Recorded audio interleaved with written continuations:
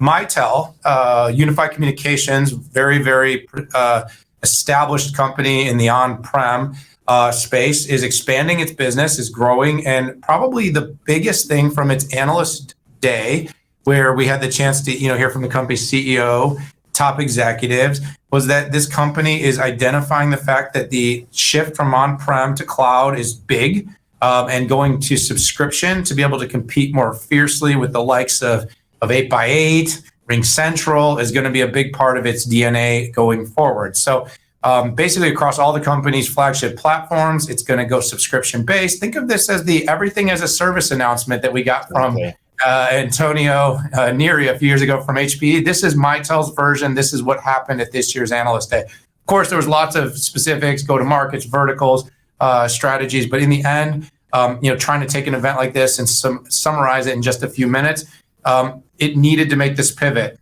It's not to say there isn't a ton of value. It's a lot like, I liken it a lot to contact center, the value of the legacy Genesys and Cisco contact center solutions, but moving to the cloud contact center in the same thing here in UC. People want their communication systems to be up in the cloud, highly scalable, easy to set up, add, delete, subtract, change features, do it all in the cloud and completely on a consumption basis. Mitel is moving in that direction. I've been saying they're going to for some time.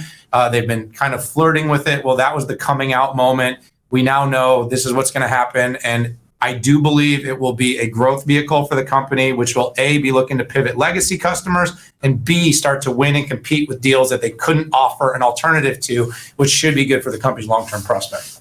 Yeah, so 13 years ago, the public cloud was created at AWS S3. And this would be very similar to if, 8 years ago, HPE, Dell, and Cisco did a deal with AWS that said every time I send you a customer to your public cloud, I make money, and I can make money on my private cloud, and I'm not 10 years behind you in terms of this. So this is getting ahead of the curve.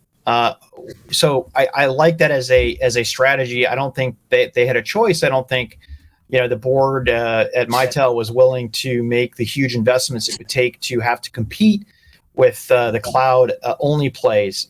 I like the way they laid out the customer transition.